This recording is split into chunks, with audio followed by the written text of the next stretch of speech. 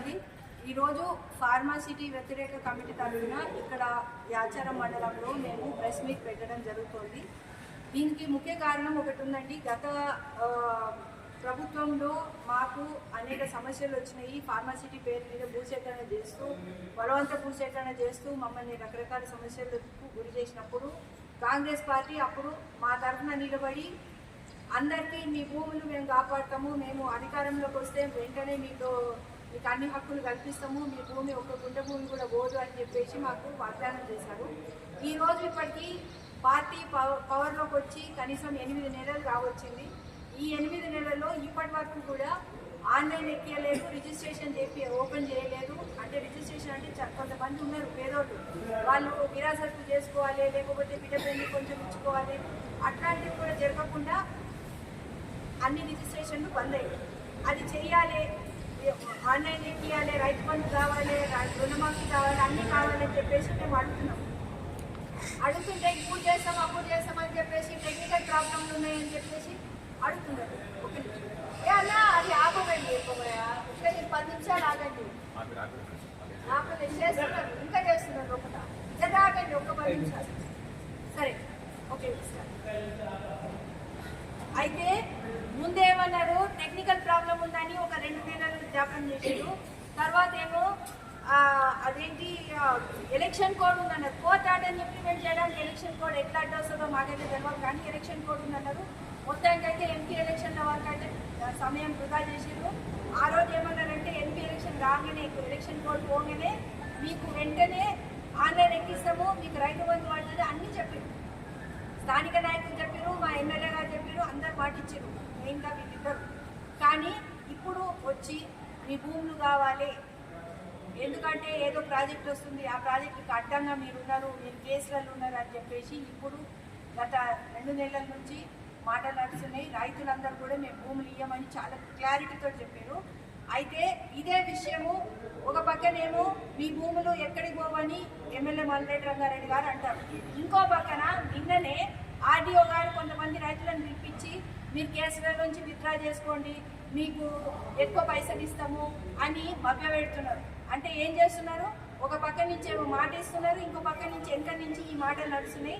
ఇప్పుడు కూడా కోర్టు తీర్పుకి వ్యతిరేకంగా అసైన్మెంట్ భూములలో ఏదైతే అసలు ఏ పనులు చేయొద్దన్నారో మేడిపల్లిలో జేసీపీలు నడుస్తున్నాయి. అది నడవట్లేదా, బంద్ అయింది. ఓకే సార్, రాలేదు, సరే అది కాదు. కానీ ఒక పక్కనేమో మాటిస్తున్నారు, ఏంది ఈ భూములు ఎక్కడికి పోవు అని చెప్పేసి. మొన్న కూడా 20 రోజుల క్రితము మల్రెడ్డి రంగారెడ్డి గారు మాటిచ్చారు.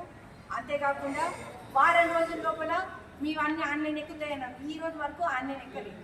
ఇంకోటి నిన్న ఆర్డీఓ పిలిపించి నువ్వు భూమి ఇస్తావా అని ఒకళ్ళని ఇద్దరిని బయటకు పిలిపిస్తున్నారు. అంటే ఏంటంటే డివైడ్ అండ్ రూల్, విభజించు పాలించు అని చెప్పేసి కొద్దిగా అందరినీ బయటకు లాగాలని ప్రయత్నం చేస్తున్నారు. దీన్ని మేము తీవ్రంగా ఖండిస్తున్నాము. దయచేసి మీకు ఏమన్నా ఉంటే మీరు క్లారిటీగా బయటకు వచ్చి చెప్పండి. చెప్పకుండా ఒకసారి ఒక మాట ఇంకోసారి ఇంకో మాట చేస్తున్నారు. ఇది మాత్రం మేము ఒప్పుకోము.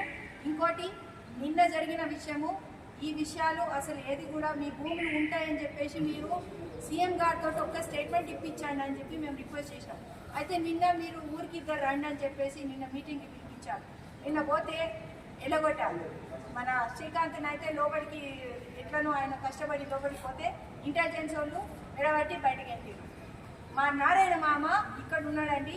ఈయనను కల్వకుర్తిలో అప్పుడు ప్రస్తుత సీఎం పాదయాత్ర చేస్తున్నప్పుడు ఆయన గుండెలకు హత్తుకొని నువ్వు నాకు చాలా ఇన్స్పిరేషన్, మీ భూములను నేను కాపాడుతా అని సీఎం రేవంత్ రెడ్డి మాటిచ్చాడు. నిన్న ఈయన పోయి ప్రతి ఒక్కళ్ళని కాలు మొక్కి నేను వస్తా, ఒక్కసారి సీఎంకు మా మాట చెప్పుకుంటా, మా భూముల గురించి చెప్పుకుంటా అంటే అసలు కనీసం నిర్దయగా మొత్తం నిలబెట్టిరండి. ఇది జరుగుతున్న విషయము. ఇది మాకైతే ఇంకా ఈ ప్రభుత్వం మీద ఎటువంటి నమ్మకం లేదు. ఒకవేళ నిజంగా మీకు చిత్తశుద్ధి ఉంటే ఒక్క వారం రోజులు టైం ఇస్తున్నాము. ఈ లోపల మాకు ఆన్లైన్ చేస్తారా, మాకు రిజిస్ట్రేషన్ ఓపెన్ చేస్తారా, చేయండి. లేదు మేము ఉద్యమ బాట అయితే ఖచ్చితంగా చేస్తామని చెప్పేసి ఈ పత్రికా ముఖంగా మేము చెప్తాం. ఇంకా మీకు ఏమైనా ప్రశ్నలు ఉంటే నిన్న జరిగిన విషయాలు మాట్లాడాలనుకుంటే అది కూడా. ఇంకోటి, మా ఊర్లలో తిరిగి అందరూ మినిస్టర్లు అయిందండి. కురిమిద కాడ పాదయాత్ర జరిగినప్పుడు సీతకు వచ్చారు, వ్యవసాయమే ముద్దు, మీరు భూములు ఇవ్వకండి, ఎవరైనా ఊళ్ళలోకి వస్తే ఎల్లగొట్టండి అని చెప్పింది ఆమె. బట్టి విక్రమార్క గారు తీసుకున్న భూములు కూడా రిటర్న్ ఇప్పిస్తామని చెప్పారు. ఆ కోమటిరెడ్డి వెంకటరెడ్డి గారు ఏమన్నారు, ఫస్ట్ కూడా నా గుండెల మించి పోవాలి, నన్ను దాటుకునే ఏదైనా కంపెనీ పెట్టాలన్నారు. మరి ఈరోజు ఏమైంది, అందరు నిన్న ఆడ మీటింగ్లో చప్పట్లు కొట్టుకుంటా కూర్చున్నారు. సరే కందుకూరు వాళ్ళు ఇష్టపూర్వకంగా ఇచ్చిరో ఏమో మనకు తెలియదు, కానీ మా యాచారం మండలంలో మీరు ఎందుకు వస్తున్నారు, మీకు ఏం సంబంధం ఉంది?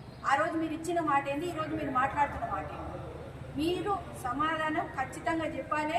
సీఎం రేవంత్ రెడ్డి గారిని కూడా అడుగుతున్నా, మీరెవరండి అసలు భూములు తీసుకోవడానికి? మీరు ప్రజలు కోరుకుంటే మీరు చేయాలి అభివృద్ధి పనులు, కానీ మీ ఇష్టం వచ్చినట్టు మీరేదో ప్రాజెక్టులు మాట్లాడుకొని ఇక్కడ మీ భూములు తీసుకుంటామంటున్నారు. మేము అడుగుతున్నాము, సీఎం రేవంత్ రెడ్డి గారి భూములు రైతులకు ఇవ్వమనండి, ఇక్కడ కోమటిరెడ్డి వెంకటరెడ్డి గారి భూములు ఇవ్వమనండి, దామోదర్ రాజనరసింహ భూములు ఇవ్వమనండి, బట్టి విక్రమార్క భూములు ఇవ్వమనండి, సీతక్క భూములు ఇవ్వండి. వీళ్ళందరి భూములు ఇక్కడ ఉన్న రైతుల పేరున రిజిస్ట్రేషన్ చేసినాక అప్పుడు మీరు వచ్చి ఇక్కడ ఏం ప్రాజెక్టులు పెడతారో అప్పుడు పెట్టుకోరు. అది మా స్టేట్మెంట్.